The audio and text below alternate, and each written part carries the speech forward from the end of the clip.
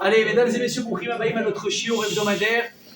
Alors regardez, j'annonce quelque chose d'important parce que voilà, on m'a posé la question juste en arrivant. La semaine prochaine, qu'est-ce qu'on sera lundi? Shavuot. C'est-à-dire que pour ceux qui habitent en Israël, qui font un seul jour de fête, on sera Motsai Shavuot, donc évidemment on ne pourra pas faire le cours. Maintenant, le lendemain, il y a également des Français qui font 2 jours de fête. Donc pour eux, ce sera également Motsai Shavuot. Ce serait un petit peu compliqué pour eux de venir. Donc Bezrat Hashem, nous, parce que j'ai à cœur de ne pas annuler complètement le cours, au contraire, ce serait un peu ridicule. On est dans la semaine de Shavuot, on ne va pas moins étudier. Au contraire, il faut même essayer d'étudier un peu plus. Donc on ne va pas faire 2 heures de cours, je vous rassure. Mais le cours, si Dieu veut, sera décalé au mercredi soir. Ok. La vérité, je pensais de faire jeudi, après je dis les dames, peut-être les rêves Shabbat, mes heures. Donc voilà, mercredi, je pense que c'est une bonne pchara. À quelle heure? Même heure, ça bouge pas. Mardi soir, c'est mieux. Mais Non, c'est pas mardi soir, il y a les Français, je viens de le dire. Il y a la semaine prochaine. La semaine prochaine, Peter, exactement. À cause du pas lundi. Non, pas lundi. D'accord? Vous en avez pas, je vous enverrai un petit message de rappel pour dire que ce sera le mercredi, d'accord?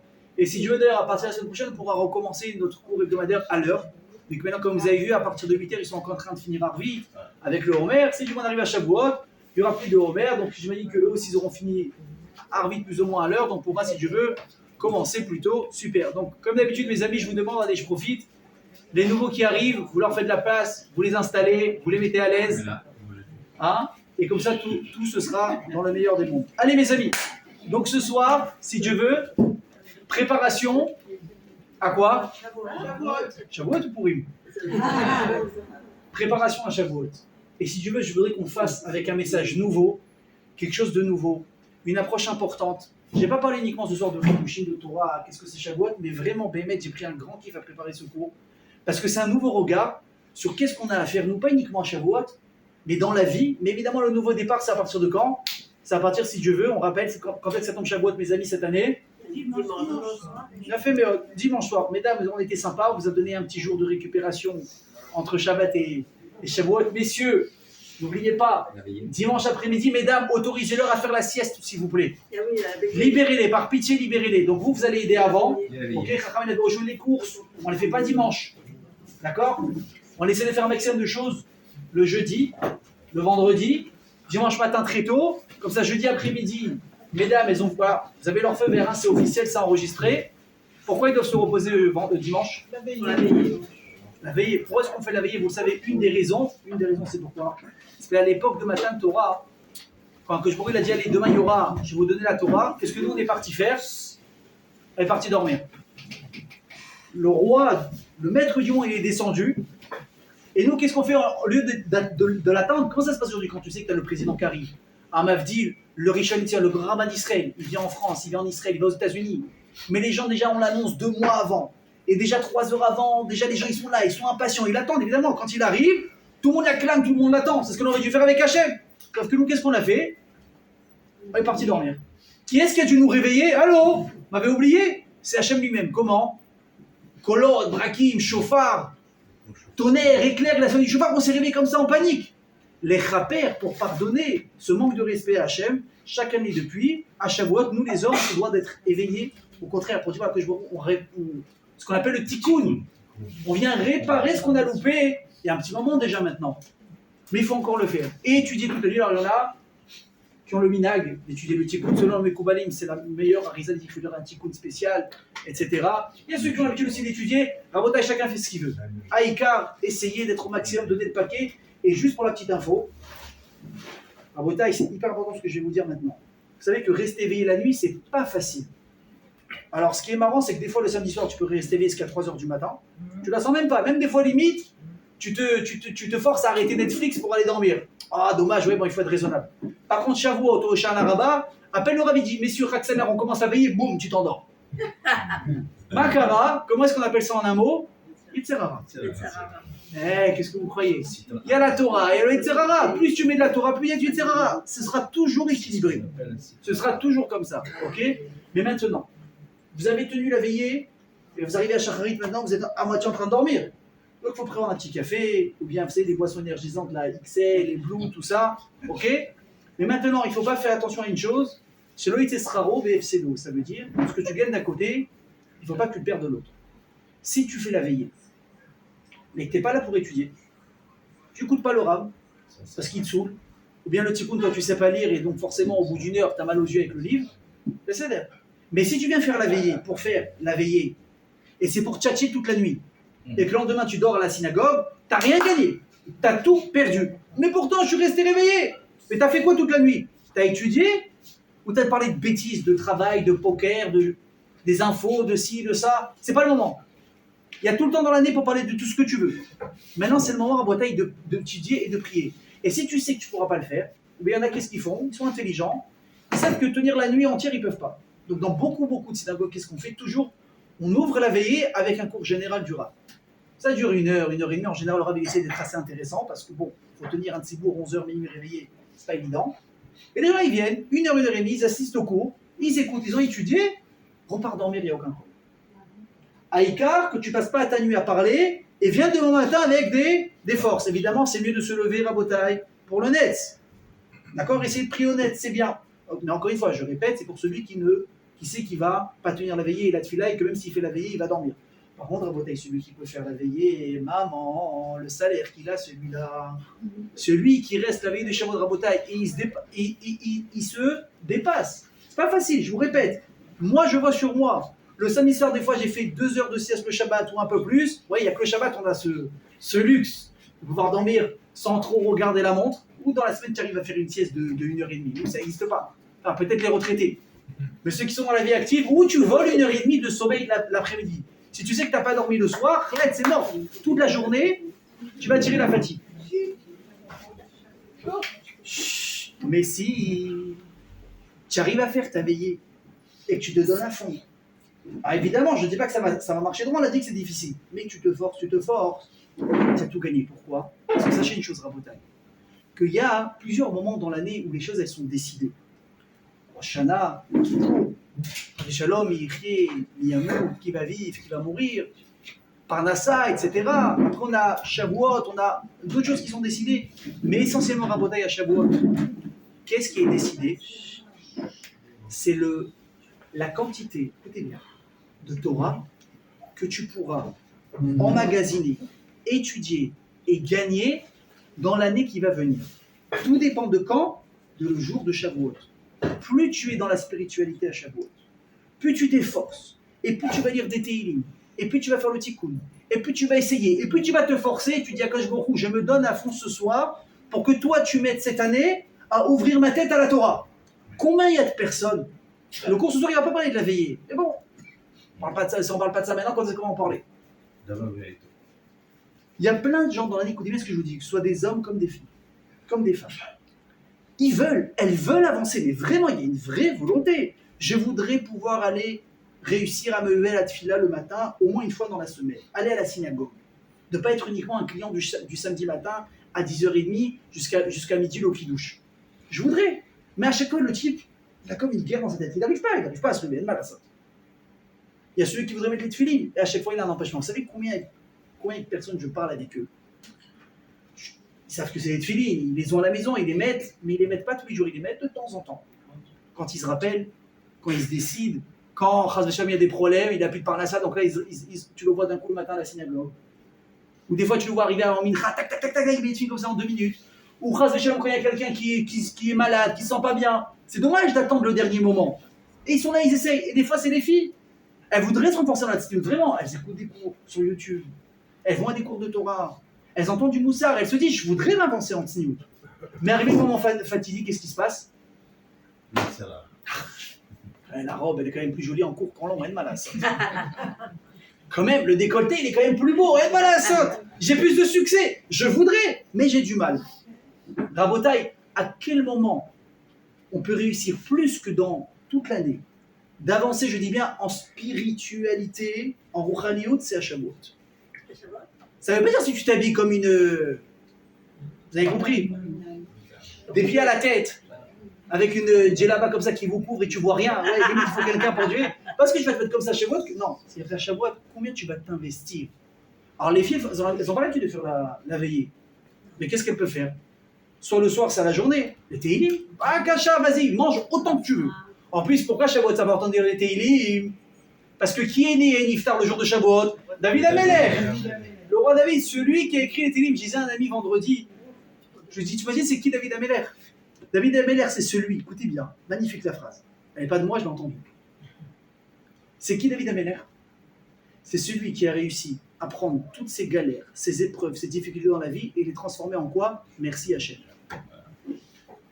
Le mec, il a tout compris.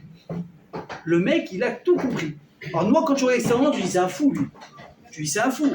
Qu'est-ce qu'il dit? Mais non, c'est pas moi qui l'invente. Vous prenez les télim, ne me croyez pas. Prenez les télim, ouvrez, qu'est-ce qu'il a marqué après le jour? Kol mishbarecha vegalecha. Voilà, yavaru. Traduction, c'est quoi un mashber?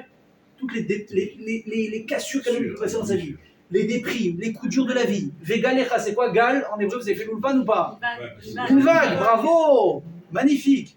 Toutes les vagues de la vie, je les ai pris dans la tête. Allah Yavarou, il a dit j'ai tout eu dans ma vie. Vous voyez ce qu'il a été David Améler?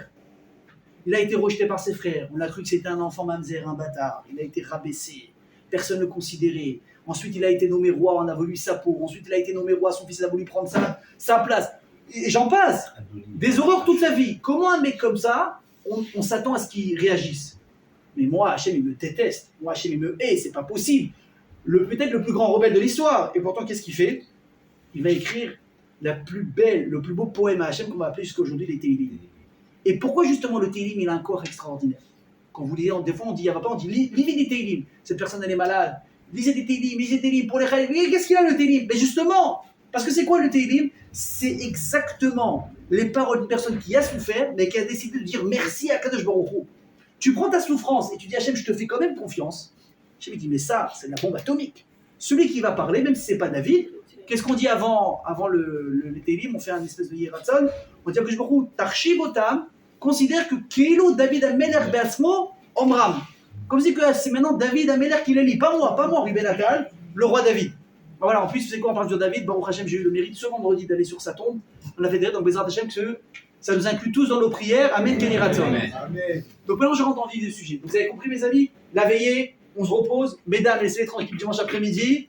Si vous voyez qu'ils sont un peu hésitants à la veiller, un petit coup de queue derrière, ça aide aussi. Ok? Mais rappelez-vous, la veillée c'est important, la tefila aussi c'est important. Si vous pouvez avoir les deux, vous avez tout gagné. Si vous ne pouvez pas un petit peu la veiller, allez dormir, levez-vous, tefila honnête, et ce sera magnifique aussi. Ok?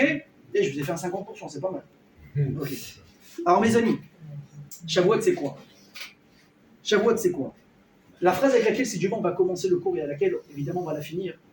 En fait, la fameuse phrase que les bénis Israël, ils ont dit, quand Hachem leur a proposé la Torah, ils ont dit quoi? Naaseh. Ça veut dire quoi? D'abord on fait. Après on écoute. Voilà, après on comprend. Tu es au top, Peter. Tu es au top. Prenez exemple, s'il vous plaît. Kola Kavod. Maintenant, Peter, entre nous, c'est logique ça?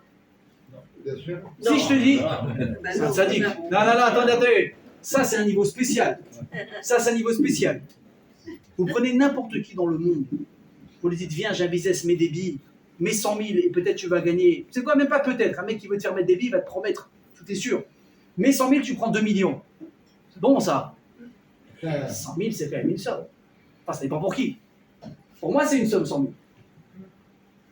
Tu dis, bon, attends, je veux savoir de quoi il s'agit, qu'est-ce que c'est, dis-moi, tu vas commencer à devenir le plus grand questionneur de l'histoire.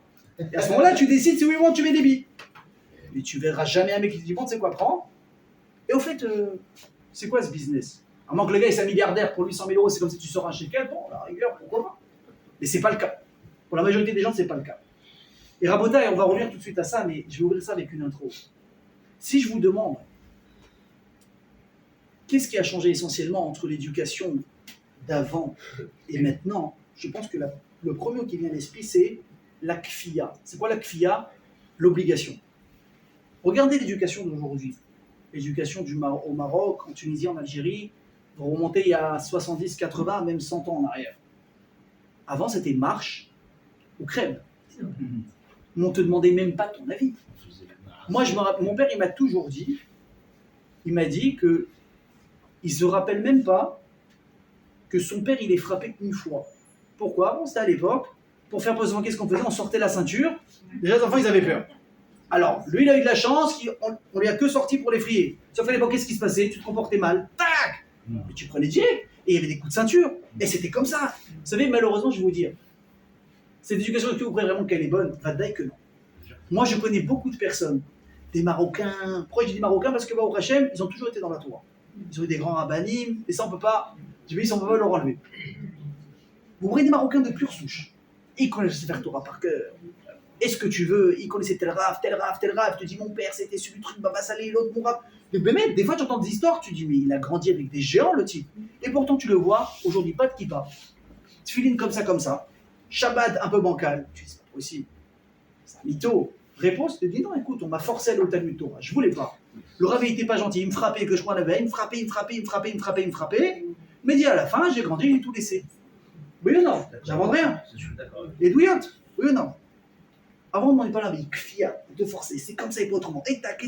Sauf qu'on le sait très bien aujourd'hui, à Bretagne, d'opprimer une personne, ça ne marche pas. En tout cas, ça ne marchera jamais sur ce qu'on appelle le Dvacharor, sur le long terme. Et même si peut-être extérieurement, ça paraît de marcher, à l'intérieur, si vous prenez et vous regardez le cœur de la personne, extérieurement, il est là, il fait comme si qu'il est là. Shabbat, il est à la synagogue, il a son talit. Il fait même la tfila, sauf que son cœur, il pense à quoi? La partie de Boker qu'il a fait hier soir, qu'il va faire tout à l'heure en sortant. C'est comme ça. On a conclu aujourd'hui quelque chose, c'est qu'on ne peut pas obliger une personne à faire quoi que ce soit. Maintenant, essayez aujourd'hui d'appliquer l'éducation d'avant, et vous êtes fous. Mais jamais... Alors, il y a des gens qui ont essayé. Il y a des gens qui ont essayé, il y a encore 10, 15 ans en arrière, on était encore avec les réflexes d'avant. Il y a des parents qui ont, pas parce qu'ils étaient méchants, mais parce qu'ils ont fait tout simplement un copier-coller. Comment est-ce que vous pensez qu'on éduque un enfant? En grande partie, je dis bien pas en totalité, mais disons on va copier ce qu'on a vu à la maison. On prend ça, on colle. Après des fois, je dis bon ça j'ai pas aimé, ça truc, ça je vais changer, ok. Mais en grande partie, tu n'es pas un avis, tu n'es pas un prophète, toi tu trouves pas si mal que ça. Prenez n'importe qui ici dans cette pièce, enfin j'espère que vous avez un minimum d'estime de vous-même, vous regardez dans le miroir et vous allez vous dire bah, finalement je suis pas sorti si mal que ça. J'ai une éducation, j'ai de la politesse, j'ai des midotes. Mes parents ils m'ont fait apprendre un métier, ça va, je suis bien. Comment on en est arrivé là? 1, 2, 3, 4. Éduqué comme ça, forcé de cette manière, un petit peu de gentillesse par-ci, un petit peu de gentillesse par-là. En général, aux 3 quarts, tu vas recopier exactement la même chose. Et un quart, tu vas changer. C'est ce qui fait qu'au fur et à mesure des générations, évidemment, ça ne se passe pas de la même manière.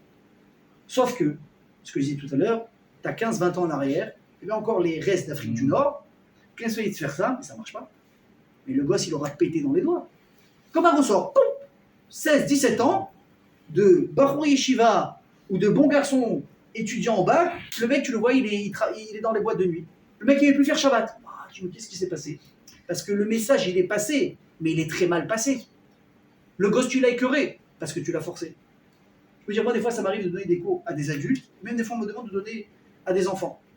Alors, il y a des parents qui viennent plein d'assurance. Ouais, fais une Yagmara, il faut qu'il soit une bombe, je veux qu'il soit le prochain Rosh Yeshiva.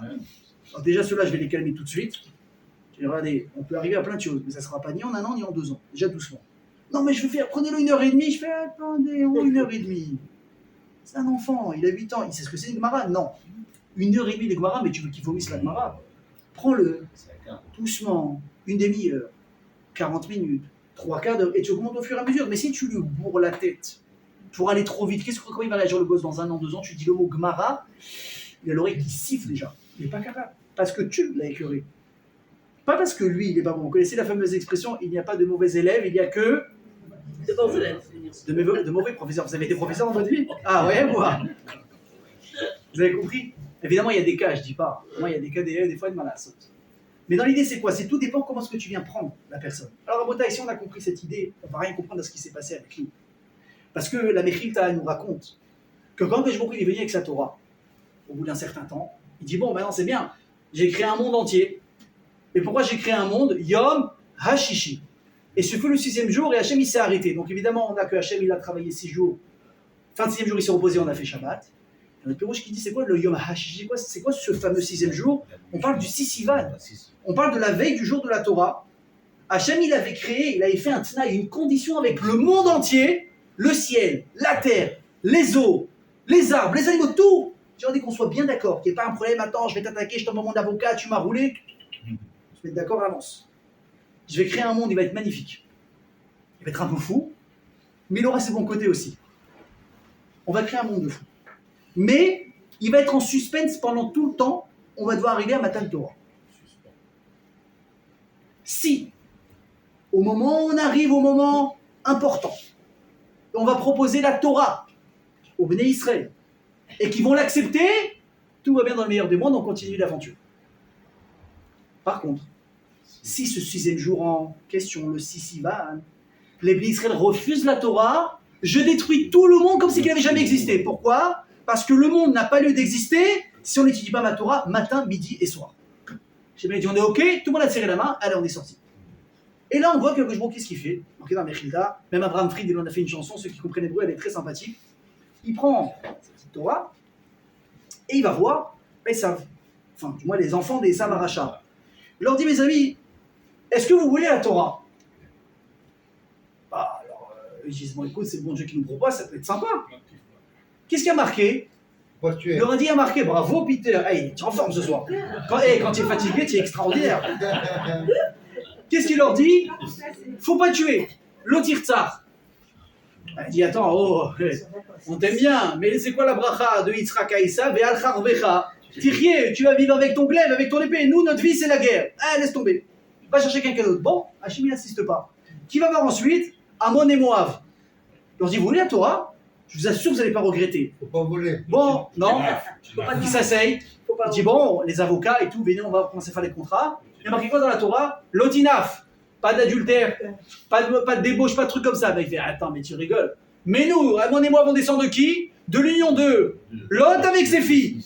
T'as plus dépravé que ça? C'est notre essence. Azov, passe à autre chose. Bon, après qui va voir? Ishmaël. Nos voisins là qui sont pas très loin. Qu'est-ce qu'il leur dit? Vous voulez la Torah? Bah, non, truc. Il y a marqué quoi dans la Torah? Tu voleras pas. Ah, maman. Qu'est-ce qu'il y a marqué? Il y a Dobakol, Yad Kolbo. Lui, sa main, c'est. Il te dit bonjour avec la main droite, la main gauche, déjà, il t'a. Pickpocket. Tu dis, Hachem, on peut pas. Et là, Hachem, le pauvre, tu vois, vous connaissez, quelqu'un ici a déjà été commercial dans sa vie ou pas? Du porte-à-porte, représentant, ta. Là, il est comme ça avec sa petite mallette, avec sa Torah dedans, et il fait du porte-à-porte, et tout le monde le rejette. Non, t'es gentil, connu quand t'appelles au téléphone, Shalom, Medaber, trac. Le gars, il a pas dit, tout le monde t'a déjà raccroché au téléphone. Et lui, il vient, il toque. Tout le monde dit, non. Et il arrive au Béné Israël, fatigué. Parce qu'il n'est pas venu au début, hein, au Béné Israël, il est venu à la fin. Il leur a dit, les amis, ça vous dit la Torah? Déjà, il s'attend au non, à rigueur. Qu'est-ce qu'ils disent? Hachem, non seulement on veut la Torah, mais en plus quoi? Naase Venishma. Ah, déjà là, t'imagines, parce qu'au moment où Hachem il a posé la question, il ne faut pas oublier, il y a tout l'univers qui est en stress, en panique pas possible. Et s'ils disent non, on est mort, au sens propre du terme, on efface tout ce qui s'est passé jusqu'à aujourd'hui. Ils disent oui, et là, soulagement général, ça va, on va pas mourir. Sauf que, il y a un truc qui n'est pas compréhensible. Hachem, qu'est-ce qu'il fait? On a l'impression que voilà, il nous a demandé notre avis, tout s'est bien passé, on est en démocratie, vous voulez pas, c'est vous qui décidez. Sauf qu'à le jour où qu'est-ce qu'il fait? Il y a marqué quoi? Il y a marqué que Vaïtse Moshe Ta'am, l'Ikrat Elokim Elachim Vaïtiatzvou Betartitahar. Que Moshe il a amené les Béné Israël devant Hachem, Betartitahar. Vas-y, Betartit, on a l'impression que ça veut dire peut-être en bas. En bas, ça veut dire au commencement de la montagne. Sauf qu'on sait quoi? Que les Béné Israël n'avaient même pas le droit de s'approcher de la montagne. Il ne fallait pas la toucher, elle était trop kadosh. Donc carrément, on avait mis un périmètre de sécurité. Donc c'est pas possible si tu étais proche de la montagne.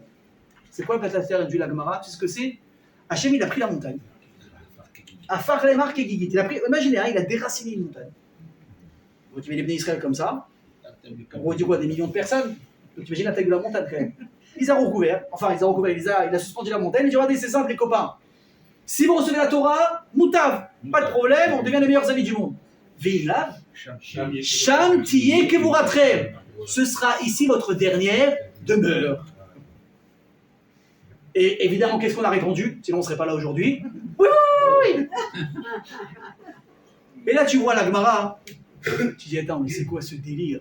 Vous savez que c'est une halakha aujourd'hui, que si tu forces une personne à acheter quelque chose, le type maintenant, il ne veut pas acheter. Il ne veut pas. Il a un peu d'oseille. Tu dis, tu veux pas acheter ma voiture? Mais non, ta voiture, c'est pas une Tesla modèle 2025. C'est une épave de 2014. Quand tu roules déjà depuis Khadera, on t'entend. La fumée, on a l'impression qu'il y a une bombe, notamment qui sort du pot d'échappement. Et l'essence, rien, tu fais un aller-retour, tu en as pour 150 shekels à chaque fois. Il te dit, tu veux pas acheter ma voiture? Tu lui dis quoi? Mais crève, tu en veux pas. Tu me payes, je l'achète pas ta voiture. Et là, qu'est-ce qu'il fait? Il est très gentil, mais il sort un pistolet. Puis ou tu l'achètes ou tu meurs.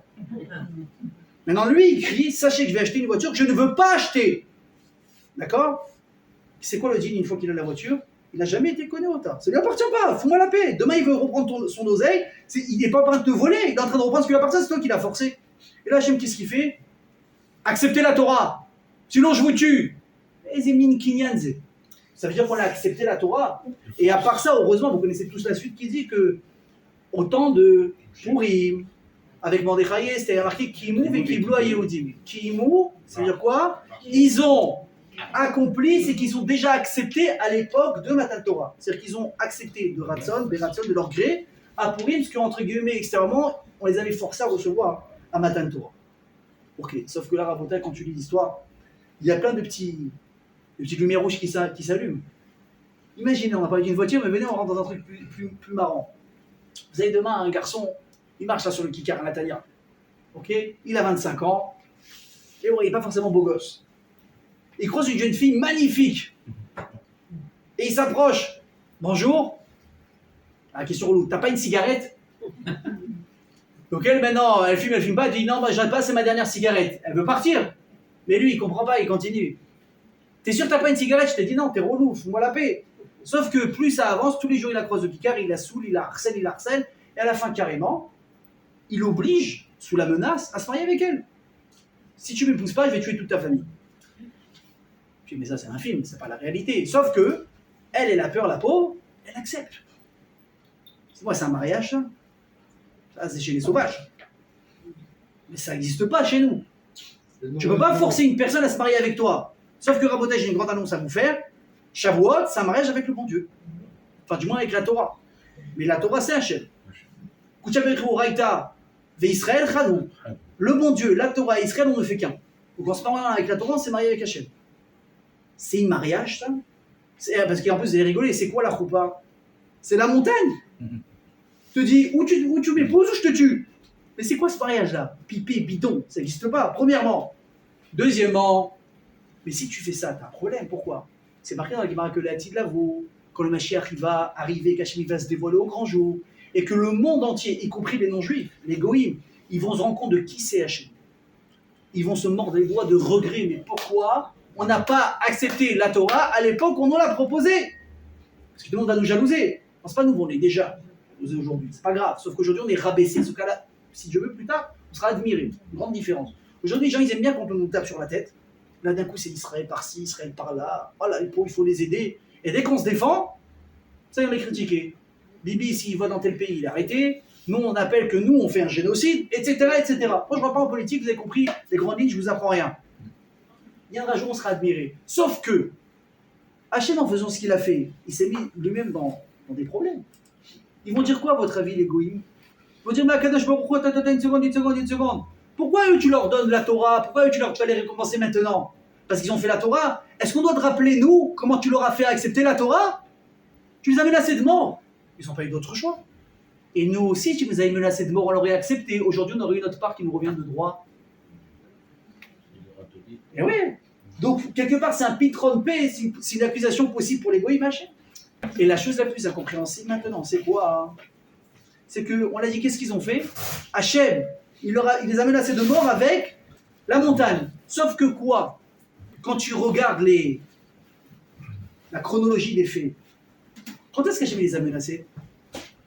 Soit vous recevez, soit vous allez mourir. Pas la première fois quand il leur pose la question. Il va leur poser la question. Il dit, vous voulez la Torah? Qu'est-ce qu'on a répondu? On a dit, Naaseh, Venishma. Donc ça y est, on a signé.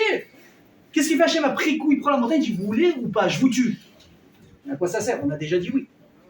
T'imagines? Je vais vous dire mieux que ça. Mesdames, à votre avis, je sais pas, moi je suis pas une femme, mais j'imagine la réponse. Vous rencontrez un garçon, il vous plaît, vous plaisez, tout va bien dans le meilleur des mondes, et il vous fait enfin sa demande. Il met un genou par terre, Zarma. Il t'achète les fleurs. Le photographe, aujourd'hui, c'est devenu une mode, les demandes en mariage, il y a des montages, il y a des trucs extraordinaires, ok? Il fait une demande en mariage, tu es une princesse, tu es une reine, tu te sens au top de ta vie. On a l'impression que tu es en train de monter les marches de Cannes. Et tu fais ta demande, et elle dit oui, Mazal Tov, tout le monde est content. Et là, il sort un flingue, il t'a pas intérêt à me planter d'ici là, ou pas?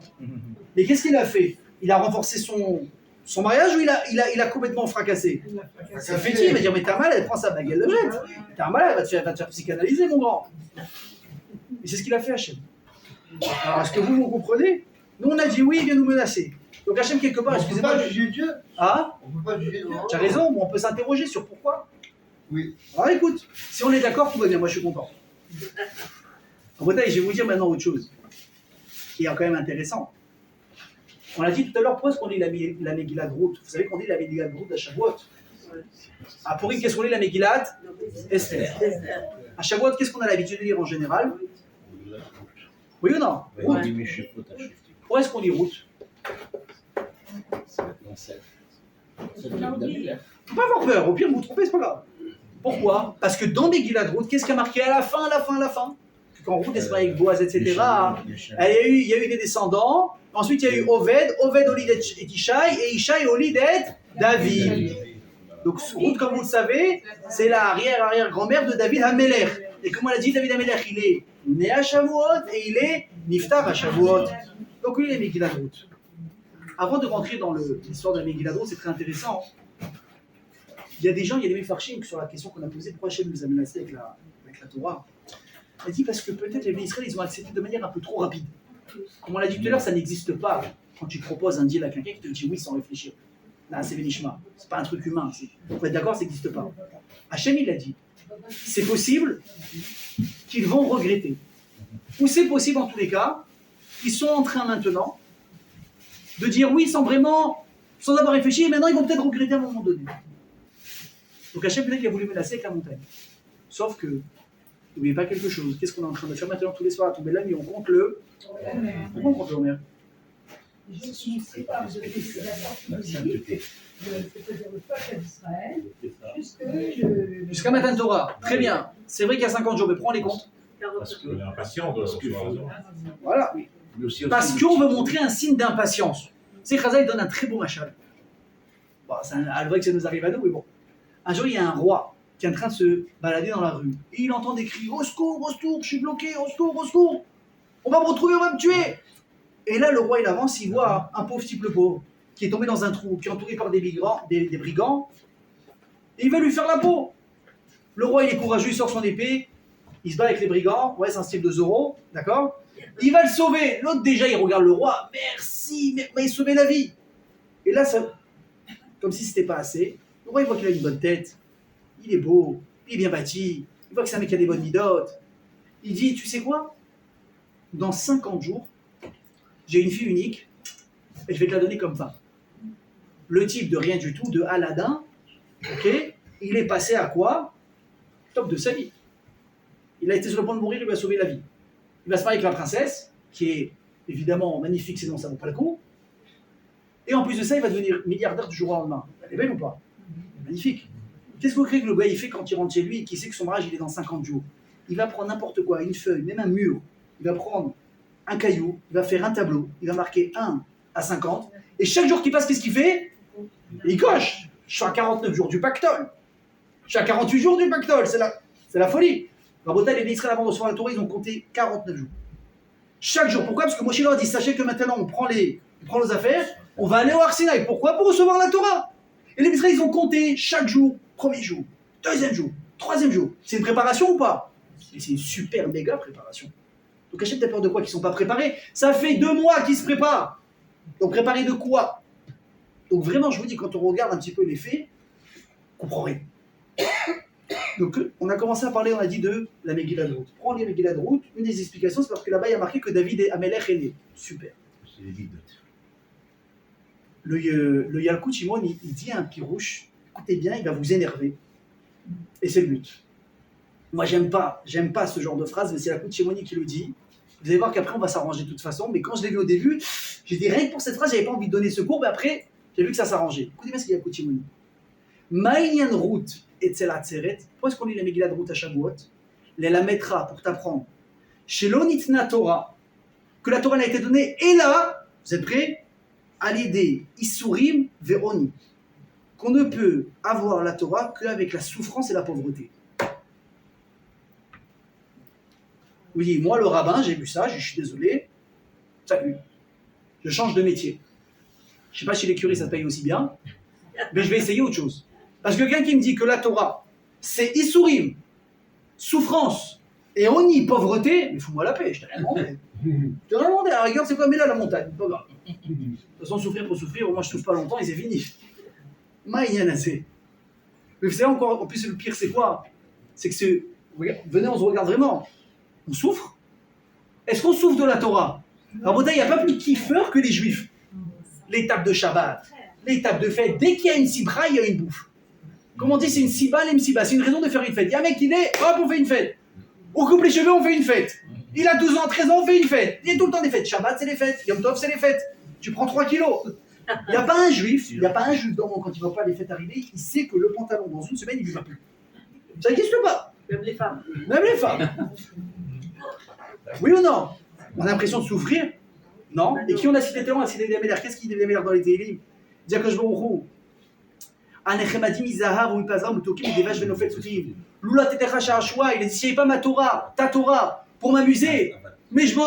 Azavat Liberoni, je serais tombé dans la déprime, dans la dépression, dans tout. Il n'y a pas. La Torah, c'est le plus grand kiff qui soit. Vous avez plus que ça. Une des halachot de Tisha B'Av, c'est quoi? Vous savez que ni les hommes ni les femmes ont le droit d'étudier la Torah. Vous savez ou pas? Ouais. Toute l'année, on doit étudier la Torah. Toute l'année. Matin, soir, fais ce que tu veux. Sauf le jour de Tisha B'Av. Pourquoi on ne peut pas étudier la Torah? Parce que ça t'apporte de la joie. Enfin, j'espère que c'est le cas quand vous venez à mes cours. Mais moi, quand j'écoute un cours, quand j'assiste à un cours, ou quand je vais au collège tout simplement, et que j'étudie, même si c'est difficile, à un moment donné, des fois tu comprends, tu vas te concentrer, et que tu comprends, et que tu es avec un message, mais tu kiffes. Oui ou non? Oui. Alors c'est quoi ça? La Torah, elle s'acquiert que par les souffrances, mais c'est même pas vrai. Non seulement ça nous fait peur, mais c'est pas vrai. Oui ou non? Alors c'est quoi ces termes qu'ils disent? Bon, je vais raconter une petite histoire sympathique. Ça aussi, elle va vous choquer un petit peu au début, mais après vous allez comprendre la suite. Je pense que l'histoire elle concerne le Baal Shem Tov, parce que l'histoire elle se passe à Berdichov. Berdichov, c'est une ville en Ukraine où vivait là-bas le Baal Shem Tov. Et je crois que l'histoire le concerne. On est la veille de Kippour. Et les gens, qu'est-ce qu'ils avaient l'habitude de faire? De rentrer chez le Hadmor et de mettre ce qu'on appelle un pan. C'est ce que c'est un pan? Quand vous allez chez l'Arabie de Lubavitch, vous allez mettre un pan. C'est quoi? C'est un papier avec des noms pour des prières. Ok? Donc tu imagines quand tu vas à la veille de Kippour, avant l'année là où tout va se fermer, ah je voudrais me marier, j'en ai marre à chaque fois que je suis pris sur le prêt de fermer, le type il se casse, ah j'ai besoin d'une parnassa, ah je voudrais des enfants, oui ou non, veille de Kippour on va tout signer, évidemment que tu vas à Berdichov pour mettre ton papier là-bas. Donc c'était entre guillemets open bar, tu peux faire une liste, des fois on te dit, tu peux mettre, vous connaissez ou pas la synagogue, des fois on fait Ashkavor et Fouachilema, le type il se lève, pendant 5 minutes il s'arrête pas, on dirait qu'il les a sortis du cimetière les noms. Ah il s'arrête pas, bah oui c'est gratuit. On y va, pourquoi pas? Sauf que là, on ne s'attend pas du tout. Il n'y a une queue pas possible pour amener les papiers au Rav. Là, le Rav, il sort la tête, il dit Rabotai, une annonce importante. Chaque nom que vous donnez pour la prière, 2 roubles. On va dire, elle est aujourd'hui, grosso modo, 2000 shekels. Le nom. Le nom. Maintenant, si tu as de l'oseille, bon, pourquoi pas? Mais on parle de gens qui n'arrivaient même pas à faire leurs courses pour la fête. Quoi? De quoi tu parles? Comme ça et pas autrement. Maintenant, si c'est moi qui le dis, alors c'est une rébellion. Mais si c'est Baal Shem Tov qui dit, il n'y a personne qui ouvre sa bouche. On est d'accord ou pas? Ok. Donc, il y a une partie carrément, ils sortent du rang. Il y a les autres qui commencent à emprunter un peu d'argent. Il y a ceux qui sont dit un peu, ils commencent à enlever des listes de la liste des noms, parce qu'on l'a dit, chaque nom, 2000 shekels. Donc je peux dire, de 18, tu passes à 2 maximum. Personne ne comprend, mais le Baal Shem Tov, il a dit ça. Et là, il y a une maman qui arrive son tour. Elle rentre chez le Rav, elle va pour donner le papier, et elle sort de sa poche 2 roubles. Donc c'est égal à un nom. Sauf que là, le Rav, il ouvre le papier. Et qu'est-ce qu'il voit dedans? 2 noms. Qu'est-ce qu'il lui dit? 2 roubles, un nom. 2 noms, 4 roubles. La femme, elle lui dit, mais Rabbi, j'ai pas. Ah, qu'est-ce qu'on s'attend à comment il réagirait le Rav? Oh, ma fille, c'est pas grave, ça reste entre nous, il n'y a personne qui voit. Allez, promo, 50%. Qu'est-ce qu'il lui dit? T'as de l'argent, tu donnes le nom, t'as pas d'argent, tu gardes ton nom. Allez, ils sont beaux les rabbins. Hein. Oh là là. Ah là là, c'est pas possible. Je vous dis, j'ai lu le cours, j'ai kiffé, je vais les rendre fous ce soir. Et là, elle s'est mise à pleurer. Mais Rabbi, j'ai pas. Même si Baal Shem Tov, c'était pas forcément un Sfarad, mais quand même, il a un cœur. Comment c'est possible, Rabbi, j'ai pas. Qu'est-ce qu'il lui dit? Tu as de l'argent, je bénis. T'as pas d'argent, je bénis pas. Choisis toi ou ton fils. À votre avis, qu'est-ce qu'elle a fait la mère comme choix? Vous me rassurez, ça va. Elle a effacé son nom. Elle dit bénissez mon fils. Elle dit j'ai pas d'argent, je suis pas en bonne santé. Déjà tu sais, elle lui a fait une conscience et de la tuer. Elle lui dit j'ai pas d'argent, j'ai pas de machin, mais bénis mon fils. C'est pas grave. Et Alban Shetov il s'est levé avec un air triomphant. Donc je rappelle qu'on est à la veille de Kippour. Il dit à Kadosh Baruch Hu, cette mère là qui a besoin de Parnassa, qui a besoin peut-être même de retrouver un mari parce qu'elle est veuve, qui a besoin de santé, qui a besoin de tout. Elle a été prête à s'effacer et avoir pitié de qui? De son enfant. Pourquoi? Uniquement pour une raison. Parce que c'est son enfant. Pas parce qu'il est beau, ça se trouve il est horrible, il est moche. C'est un petit gros peut-être. Peut-être déjà à 10 ans il a plus de cheveux. Peut-être c'est sa fille, elle est dentée, j'en sais rien. Il n'est pas forcément beau cet enfant. Il n'est peut-être pas du tout intelligent. Mais c'est son fils. Et elle est prête à être Merachemed, à le faire passer d'abord lui, avant elle. Alors toi aussi Hachem, en cette veille de Kippour, tu n'as pas le choix. Tes enfants, ils doivent passer maintenant devant toi au digne. Et c'est vrai qu'on a mal fait. Et c'est vrai qu'ils ont fait des bêtises. Avalma, Atachayav, Lerachem, Alehem, tu dois être obligé d'avoir la miséricorde pour eux. Pourquoi? Pour une raison. Parce qu'on est tes enfants. Vous avez compris Baal Shem Tov ou pas? On s'en fout de votre oseille. Il avait besoin d'être Meorer ici, Rachmé Shamaï. Rabota, écoutez bien ce que je vous dis. On a dit, mais pourquoi Hachem, tu nous as forcés à recevoir la Torah? Pourquoi? Écoutez bien la réponse, mes amis. Vous savez que c'est marqué dans la Torah que si un homme séduit une jeune fille et qu'il va avoir une aventure avec elle, c'est quoi la punition? Il doit payer une amende d'argent au père de la jeune fille parce qu'il a souillé sa fille. Mais il n'a pas violé, il a séduit, elle était consentante.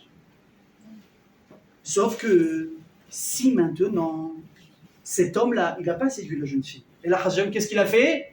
Il a violé. Qu'est-ce qui se passe? La Torah dit, écoute-moi mon pote, évidemment si la fille elle est d'accord, il va être obligé de se marier avec elle. Lo yuchal leshalecha kol yamav. Il ne pourra jamais la divorcer. Ah ouais. Tu l'as violée, maintenant tu vas être bloqué avec elle. Évidemment si elle est d'accord. Maintenant comment elle peut être d'accord? Posez pas de questions. On va appeler ça, je sais pas moi, syndrome de Stockholm, appelez ça ce que vous voulez. Si en tout cas elle est d'accord, Rabotai c'est sa punition. Pourquoi? Parce que tu l'as forcée. Rabotai, qu'est-ce qu'il a fait? Tellement qu'il nous aime. Il a dit, je sais que ces Bnei Israël là, qui sont blancs comme neige maintenant, qui sont arrivés à un degré de pureté, 49e degré de pureté, veille de Shavuot, on était presque au niveau des anges. Top! Il a dit maintenant, tout est beau, tout brille. Vous voyez, vous prenez un jeune couple sur la choupa, ils sont magnifiques. Tout sourire, rien ne les dérange, il n'y a personne à de défaut, oui ou pas? Il n'y a pas de défaut, monsieur il a encore tous ses cheveux, oui ou pas? Tout va bien dans le merde, non, je ne vais pas tailler les femmes, après on va me dire que je suis pas gentil.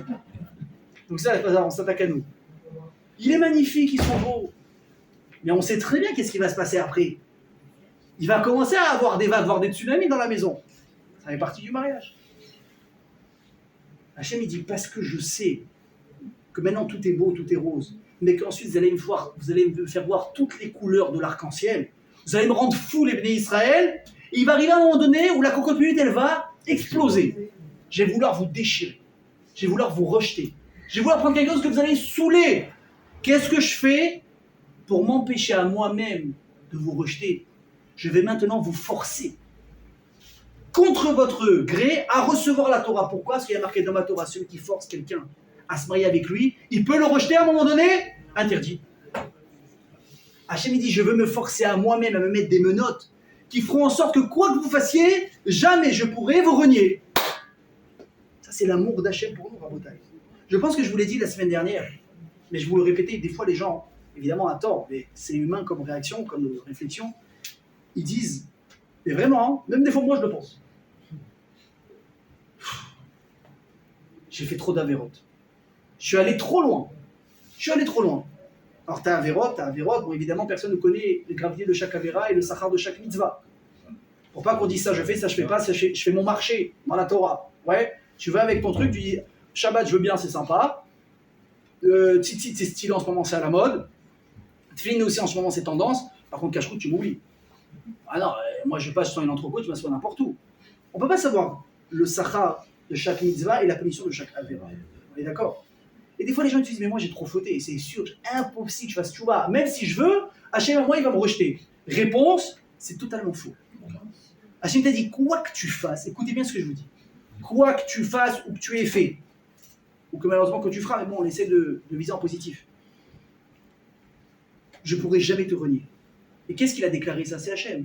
Il tient tellement à cette idée, il tient tellement à nous, à chacun d'entre nous ici présent, qu'il s'est obligé à avoir les mains liées jusqu'à la fin des temps parce qu'il nous aime. Ça, c'est la raison pour laquelle il a pris la Torah et il nous a menacés. C'est pas nous qui menaçons, c'est lui-même qui s'est bloqué. Ça, c'est le premier message. On avance. On parlait à Rabotai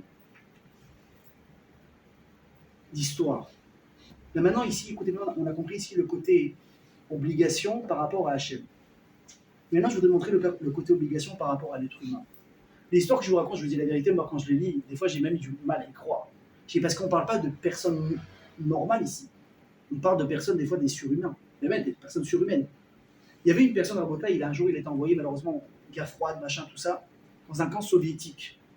T'imagines l'idée ou pas? C'est pas la joie. Sauf que lui, il a eu du bol. Écoutez bien. Ils avaient tous été affectés à travailler dans la couture. Qu'est-ce qu'ils devaient faire? Ils devaient coudre plein de choses. Des uniformes pour les soldats soviétiques, etc., etc. Sauf que là-bas, c'était un peu cool. Ils pouvaient mettre les tefilines tous les jours. Ça ne les dérangeait pas. Ça va, il s'en sort bien. Il a des conditions de vie qui sont correctes. Il peut mettre cette tefilines. Que demande le peuple? Sauf que là arrive la fin de première semaine de travail, de travaux forcés. Arrive le 7e jour de la semaine chez les feuches, qu'est-ce que c'est? Shabbat. Et vous croyez que là-bas, il y a le week-end? Va travailler. À Bota, il arrive à l'atelier. Il est devant la machine à coudre. Melacha de Oraïta. Interdiction de coudre. Et là, il s'apprête à appuyer sur la pédale. Le pied qui tremble. Demande à quelqu'un qui a fait Shabbat depuis qu'il est petit, d'être Bechalel Shabbat. Il n'est pas capable. Alors peut-être quelqu'un qui est Choser Béchéla, il fait un espèce de burn-out, il n'en peut plus de la Torah. Mais tu vois un mec normal qui aime la Torah, qui n'a pas eu de problème dans sa vie, qui ont peut-être plus remis en question, il faut, à Botaï, j'ouvre une parenthèse, ne jugez jamais des gens des fois qui abandonnent la Torah. On ne peut pas savoir ce qu'ils ont passé. Venez, on se concentre déjà nous dans nos vies, où tout va bien, au Hachem, qu'on fasse ce qu'il faut, après on va regarder les autres, ok? Je referme la parenthèse. Le type il s'apprête à appuyer sur la machine à coudre, il ne peut pas, il a la jambe qui tremble. Maintenant, est-ce que Pikuach Nefesh Doché Shabbat? Bien sûr que oui. Est-ce que quand tu es en danger de mort, tu peux te Mechalel Shabbat? Oui, encore oui. Il a le droit de travailler. Mais il n'est pas capable. Bien sûr que je te dis, il n'est pas capable. Sauf que le général, là, il a vu l'histoire. Je fais allô? Tu fais quoi, toi? Au travail. Je lui dis, je peux pas. Je dis, pourquoi? T'es malade? Il dit, non. Il dit, qu'est-ce qu'il y a alors? Il dit, c'est Shabbat. Et c'est quoi? Il dit, Shabbat. Il dit, c'est quoi Shabbat? Il dit, nous, les juifs, le samedi jour, on ne peut pas travailler. Il dit, regarde, je t'explique. T'es plus à la maison, je crois que t'as pas compris, ça fait qu'une semaine que t'es là. Soit tu travailles, soit tout est là, tes accords de tranquillité que t'as, tu manges, tu trucs, t'as tes. Non seulement il n'y a plus rien, en plus on va t'amener en maison de correction. T'as compris? On parle, on n'est pas en France, on est en maison de correction. On part dans les camps là, travaux forcés. Le type il est en train de réfléchir. Il dit, attends, qu'est-ce que je fais? Je travaille. Si je travaille, je peux rester ici tranquillement. Je peux mettre des tefilines. Je peux à peu près avoir de la nourriture. Je peux vivre. Mais si je refuse, il me dit qu'il va m'envoyer dans un camp encore plus dur. Et là-bas, j'aurai ni tefilines ni rien. Je fais quoi? Rabota, il a la logique, elle dit accepte. Le type, il dit quoi? Je peux pas travailler. Je suis désolé, je peux pas travailler. Le type, il attend pas. Il va en référer au supérieur. On le convoque. Réunion. Tu as 3 généraux. Pourquoi tu fais des problèmes? Pourquoi tu travailles pas? Qu'est-ce qu'il répond? Shabbat. Shabbat, pas Shabbat. Tu sais ce qui va t'arriver? On va t'envoyer dans un camp, tu vas crever là-bas. T'acceptes ou t'acceptes pas? Le mec il pleure, il dit je suis désolé, je peux pas accepter ces Shabbats. Fini, peine de mort, t'es mort, c'est fini. Sauf que là on voit que les 3 ils font un conseil à Bulle. Ils réfléchissent, et ils se tournent vers lui, ils disent tu sais quoi, on va essayer de t'affecter, tu vas quitter ton poste, on va aller te mettre en gardien dépôt que vous cousez, etc. Là-bas il y a un dépôt, tu vas être gardien là-bas, t'as rien à faire, tu vas être assis sur une chaise, même le samedi, ça plaît que tu ne travailles pas. Le mec, il est perdu. Il dit, attends, mais de quoi tu parles? Il dit, regarde, c'est simple. On a mis des gardiens là-bas à Ensof. Et à chaque fois qu'on mettait un nouveau gardien, on se rendait compte que quoi? Que le stock, il diminue. Ils n'arrêtent pas de voler. Mais on se rend compte trop tard. On a beau les frapper, on a beau les tuer, on n'a pas récupéré le stock volé. Si une personne, elle est capable d'être tellement Néhéman à Hachem, parce que Hachem, il a demandé, je ne vais pas être Mechalel Shabbat. Est-ce que tu crois qu'on a un savait que le type, il va toucher à 1 euro, un shekel qui n'est pas à lui? On est tranquille avec toi, ils l'ont mis là-bas. Rabotai, c'est quoi le message? Écoutez bien. C'est que dans la vie, écoutez bien, Rabotai, ça vaut de l'or ce que je vous dis. Pour vous comme pour moi. Pour réussir dans la vie, il faut 2 choses. Je vais le dire en hébreu, après je vais le dire en français. Cheshek et Mishmaat. C'est quoi Cheshek? Motivation. Et c'est quoi Mishmaat? Obligation. Parce que la volonté, c'est vrai qu'on dit Endavaromet Bifna Ratson, quand tu veux, tu peux. Mais des fois, même quand il y a des situations, tu veux, tu n'y arrives plus. Tu as trop tiré. Tu n'arrives plus, tu t'es fatigué entre guillemets, de t'auto-motiver. Tu n'es plus capable. Tu es en train de craquer. Tu as pris sur toi un récep de tefilot, tu dis je rate pas pendant 40 jours les tefilot asina, tu te lèves, mais une fois tu tires une fatigue. Après tu es parti faire un paddle le soir, tu arrives, tu es fatigué. Après tu enchaînes le lendemain sur un mariage, et après, mais tu craques à la fin de semaine. Ah dommage, pourtant je voulais, hein. Ça marche pas. À partir du moment où je prends sur moi de manger cachère, c'est bien, tant que je suis en Israël, tout va bien. Sois bloqué à Berlin à l'aéroport maintenant. Compliqué là. Là c'est compliqué par contre. C'est quoi qui va t'aider à tenir? L'obligation.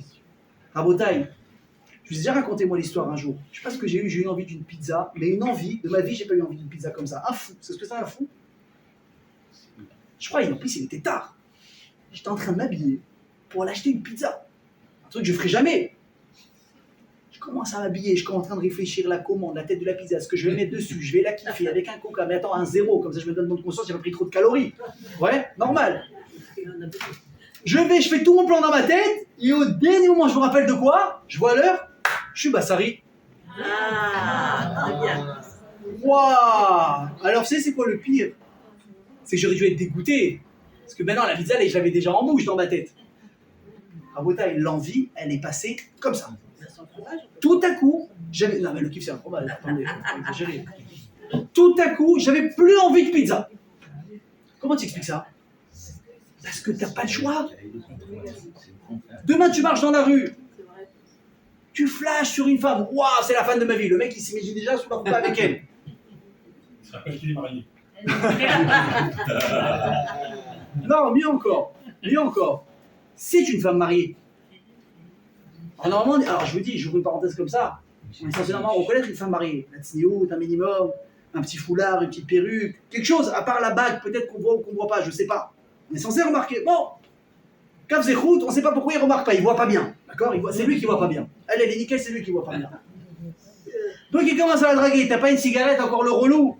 T'as pas l'heure, j'en sais rien moi. Et là, elle lui montre sa bague. Monsieur, je suis marié. Qu'est-ce qui se passe dans la tête de quelqu'un? Ça s'arrête tout de suite. C'est fini. Oui ou non? Bah ouais. Tu veux manger une pizza chez Bassari, ça commence pas. Est-ce que c'est la motivation? Pas du tout. S'il y avait eu que la motivation, mais tu aurais fait en sorte qu'elle divorce pour pouvoir l'épouser. Et Lama, Mishmaat, obligation. Qu'est-ce qu'elle dit Hachem? Non seulement tu n'as pas le droit de reluquer une femme, en plus si elle est mariée, tu ne peux même pas y penser. Donc Rabotai, qu'est-ce que ça veut dire? Ça veut dire Rabotai que, écoutez bien ce que je vous dis, quelque part, on n'a pas le choix que d'être juif. On est obligé d'être juif. Ah, ça ne vous plaît pas, mais la différence, c'est que l'obligation, elle ne vient en fait que aider la motivation qu'on a déjà de vouloir le faire. Sauf que trop souvent des fois, qu'est-ce qui se passe? On n'a plus trop envie, on est fatigué, on n'a plus assez de force. Et là, l'obligation, elle est là pour nous ramener sur le droit chemin. Et Rabotai, sachez une chose, l'obligation, ça vient d'où? Ça vient déjà depuis la maison. Je vais vous dire, aujourd'hui on vit dans une époque de démocratie, mais excusez-moi, exagérée. C'est trop. Avant c'était, je le dis, avant c'était l'extrême. Marche ou crève, on ne demande pas ton avis. C'est comme ça, tac, tac, tac, vous prenez des coups. Aujourd'hui c'est, non mais tu comprends, un enfant, faut tout lui expliquer, faut tout lui demander, est-ce qu'il est d'accord, et pédagogue, et psychologue, et machin. Mais Rabotai, écoutez, voilà. Vous allez trop à l'extrême, vous êtes en train de tuer votre enfant. Pourquoi? Pas parce qu'il y a un problème d'expliquer à un enfant des choses, c'est bien, au contraire, explique-lui. Il va comprendre, il va les faire avec plaisir, il n'y aura pas de bras à faire, c'est très bien. Mais la vie, Rabotai, s'il n'y a pas de formule qui s'appelle Kefi Yechol Techa, comme tu veux, sur mesure. La vie, elle est sur mesure, Rabotai. Mais ça, j'ai aimé. Mais évidemment que non. Tu prends des baffes, tu prends des gifles, tu prends des vagues, tu prends des surprises. Et combien de fois tu as envie de lâcher? Des fois, tu n'as pas le moral, des fois, tu n'as pas envie, des fois, tu es brisé mentalement, physiquement, tu es malade. Tu vas aller travailler. Tu as envie d'aller travailler, mais tu as envie de payer 1 million si tu les avais pour pas aller bosser ce jour-là. Et pourquoi tu y vas? Parce que j'ai pas le choix. Parce que je n'ai pas le choix. Rabota et l'obligation, c'est un cadeau. Et si tu apprends à un enfant depuis le jeune âge qu'il y a des choses qu'on t'explique, mais il y a des choses, c'est non. Pourquoi? Parce que papa et maman, c'est comme ça qu'ils ont décidé. Et il va faire une petite tête, hein. C'est pas grave. Tu es en train de lui apprendre la vie?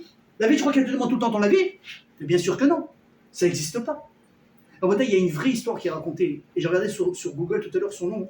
Professeur William Green. C'est un grand chercheur aux États-Unis. Ça a été même une des personnes qui avait été nommée à la NASA pour rechercher s'il y avait de la vie sur Mars. Pour vous dire la tête. Évidemment, le type, c'est un feuge. Pas un Shomer Torah au mitzvot, ok? Et voilà qu'il se rapproche d'un rave. Et il parle par-ci, il parle là un peu de Torah, mais t'as ça reste très, très théorique. Et voilà qu'un jour, ce type, il doit aller à un congrès, etc., un truc extraordinaire. Il doit prendre donc l'avion pour y aller. Là, le rave, il appelle. Je lui ai demandé un service, s'il te plaît. Tu vas être regardé à ce moment-là. Il y aura des gens qui vont te regarder, qui vont t'observer. Tout le monde sait qui tu es. Fais un kiddush Hashem, s'il te plaît. Je sais que tu ne manges pas kasher, mais pour ce bol-là, s'il te plaît, commande un plateau, glatte, kasher. Tu feras un kiddush Hashem, s'il te plaît. Bon, le type, il dit, manger ça, ça me change quoi? Ok. Et vous savez ce que c'est la veille de voyage? Tu crois que tu es en détente. Comme un fou, tu vas à droite, à gauche, tac, tac, des téléphones, le taxi, la valise, le tri, le talala. Le type, toute la journée, il n'a rien mangé. Il arrive dans l'avion, il est éreinté, épuisé, affamé. Il veut tuer quelqu'un tellement qu'il a faim. Et là, on commence à servir les repas. Et il attend. Alors, vous savez qu'en général, dans l'avion, quand tu commences, je ne sais pas si vous avez remarqué, un repas glatte cachère, tu es servi avant tout le monde. D'accord ou pas?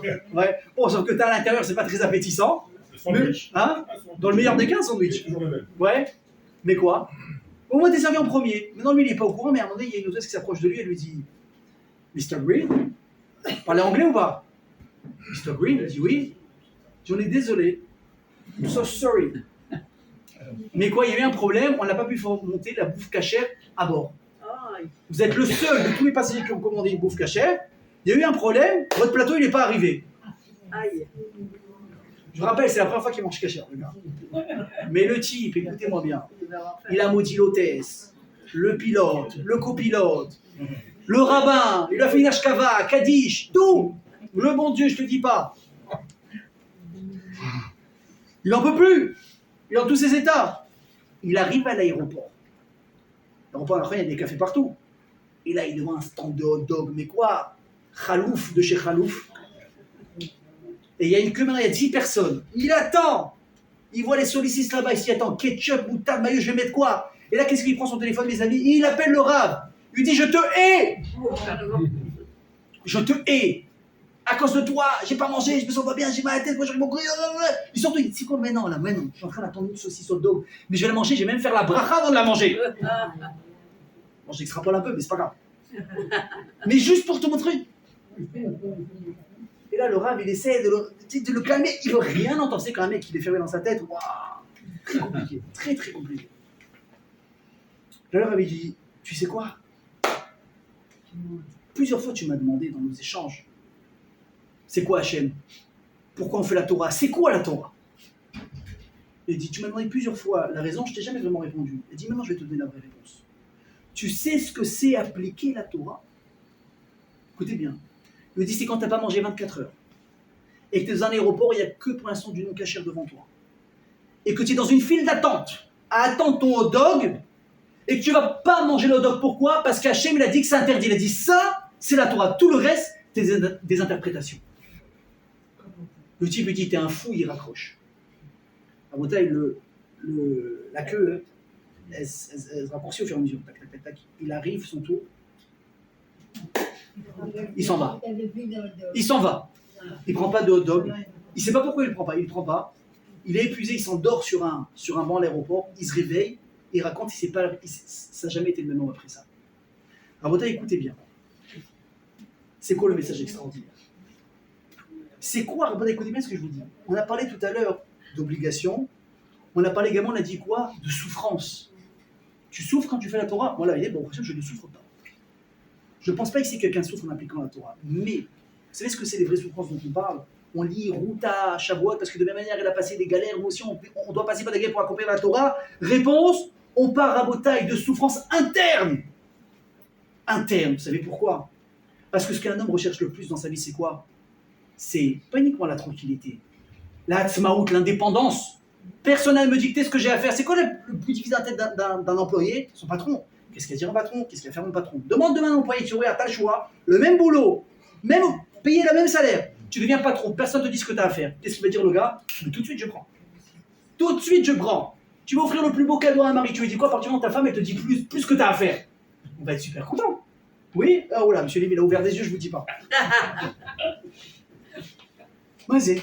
Pourquoi? Parce que l'indépendance Rabotai, c'est tellement incroyable que ça n'a pas de prix. Il y avait quoi, nous, on avait plus de difficultés à nous dire ce qu'on a à faire. Prenez un exemple, voyez, on parle de couple. Dans un mariage, dans une vie commune, dans une maison, il y a deux, en général, deux sortes de choses à faire. Tu as les trucs pratiques. Tu vas acheter du lait, tu vas acheter du pain, tu fais des courses, tu payes l'électricité, loyer, etc. Très bien. C'est censé? Oui. C'est logique? Oui. Tu comprends pourquoi tu les fais? Oui. Et il y a des fois, moi je laisse monsieur Lévy, après je vais lui faire des problèmes à la maison. Il y a des fois, tu arrives, tu es face à des situations, tu te dis, mais là, c'est pas possible, c'est de la folie ce qui se passe. Tu as l'impression que tu perds du temps à écouter certaines discussions. En général, c'est pas nous qui racontons des choses bizarres. Tu t'imagines, c'est là ce qu'elle m'a fait, machin. En plus, à part le fait qu'elle raconte ce qu'elle a fait, elle te raconte comment elle était habillée. T'imagines Stéphanie, machin, en fait, je t'ai pas dit, elle arrive ta machin, elle est venue avec celle-là. Elle est... Non, c'est pas possible. L'histoire est censée durer 1 minute 30. Elle me l'a fait sur 15 minutes. C'est que du à côté. Et toi, qu'est-ce qu'on te dit? Écoute, surtout, tu lui dis pas, va plus vite. Surtout pas. Mais attends, mais qu'est-ce qu'on a à faire? Quelle perte de temps. Ou bien des fois, on va là. Elle a tout ce qu'il faut de l'armoire, un peu de shopping. Oui, pourquoi? On a de l'argent en plus maintenant. Bisbousman, bisbous qu'est-ce? Je perds de l'oseille, je perds du temps. Mais c'est quoi cette folie? Rabotai, je vous pose vraiment une question. À votre avis, une femme à la maison, qu'est-ce qui la marque le plus? C'est que tu as fait des courses, tu as payé l'électricité, tu as payé ton loyer, ou que tu l'as écouté un quart d'heure quand elle avait un truc sur la tête à te dire? Je l'ai écouté un quart d'heure. Il n'y a même pas de question. Mais c'est pas logique. C'est pas censé. Rabotai, c'est pas toujours ce qui est censé qui est le plus important. C'est très souvent ce que tu comprends. Ben malasot. Rabotai, écoutez bien, la vie, elle n'est pas forcément sérite. Elle n'est pas censée. Des fois, on ne comprend pas. Hachem, il t'a donné la Torah, il t'a dit, accepte. Mais qu'est-ce que nous, on essaie de faire à travers la Torah? Toujours comprendre ce qu'on est en train de faire. Mais pourquoi? Parce qu'on essaie d'avoir, entre guillemets, le contrôle sur ce qu'on fait. Je fais parce que je comprends. Et donc ça va, je suis calme. Mais quand tu fais sans comprendre, Rabotai, c'est dur à l'intérieur. Tu es éclaté le matin. Tu ne veux pas te lever pour faire Kriyat Shema à l'heure. Je ne parle même pas d'aller à la tefila. Le Kriyat Shema, vous savez qu'il a un temps limite. Tu es éclaté, tu ne veux pas te lever. Et tu sais pas d'où il vient les forces. Comme un zombie, tu t'assois sur ton lit. Tu fais les Tilat Yadayim, tu fais Kriyat Shema. Pendant que tu fais Kriyat Shema, tu dis, mais je suis un malade mental. Réponse oui. Mais tu as fait ce que tu avais à faire. Rabotai, la Torah, c'est pas uniquement fait parce que tu comprends. C'est fait pour une chose. Pourquoi? Parce que Hachem t'a demandé de le faire. Tu es à l'aéroport, tu n'as pas mangé. Tu as des hot dogs pas cachers. Est-ce que la raison te dit, mange, tu vas mourir de faim? Oui. Oui, tu vas tomber en hypoglycémie. Non, je mange tout de suite. Et qu'est-ce que dit Hachem? Tu manges pas. Mais j'ai faim. Oui, mais je peux pas. Je permets pas. Des fois, on comprend. Des fois, on comprend pas. Tu es à la maison. Des fois, c'est intéressant. Des fois, c'est pas intéressant. Mais c'est ce que tu dois faire. Rabotai, c'est ça, les histoires en question. C'est pas nous qui souffrons. Mais c'est la métamorphose intérieure. Et pourquoi, écoutez bien, est-ce que Hachem, il a dû quelque part nous forcer? Parce que sans obligation, jamais on pourrait atteindre ce niveau extraordinaire de se dépasser. C'est impossible. Si la décision reste uniquement dans nos mains à nous, on sera toujours à un moment donné limité dans nos choix, dans notre volonté, dans nos réflexions. On ne peut pas atteindre ce niveau parfait. C'est comme que je pourrais dire à l'homme, tout est autorisé dans le Gan Eden, n'est-ce pas? Par contre, le Etz Hadat là-bas, tu ne le manges pas. Mais qu'est-ce que tu prends la tête? Pourquoi tu le mets pour que je ne le mange pas? Ne le mets pas. Oui ou non, mais ne le mets pas. Je te dis, Hachem, tu n'as pas compris. Dans ce royaume-là de fous, de rocher, de Yetzerara, de tentation, Dafka, ici, je veux une maison. Parce que je veux que tu me montres que pour moi, tu es capable de te dépasser. Tu as envie, c'est devant toi? Non. Les mariés, je ne peux pas. Mais il n'y a que nous qui croyons à cette morale, les juifs. Je peux pas, je suis Bassari. Le mec, il te regarde. Tiens, malade. Là, c'est comme ça. Je peux pas. Là, tu fais de la place à Hachem. Tu sais quel niveau tu atteins? Un niveau extrême. Mais tu es capable d'atteindre ce niveau en étant humain, uniquement si Hachem il te force à te dépasser. Sinon, c'est pas possible. Rabotai, c'est ça, Shavuot. Shavuot, Rabotai, c'est de se rappeler qu'Hachem, même si dans l'idée ça paraît un peu bizarre ce qu'il a fait, l'impression qu'il nous a forcé, pour deux raisons il nous a forcé. De un, pour se promettre à lui-même et à nous qu'il ne pourra jamais nous oublier, qu'il ne pourra jamais se détacher de nous.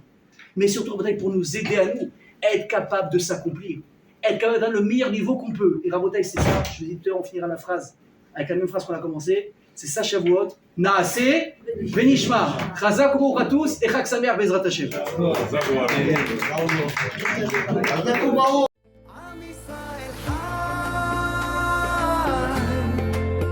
אם לא נשכח תמיד להיות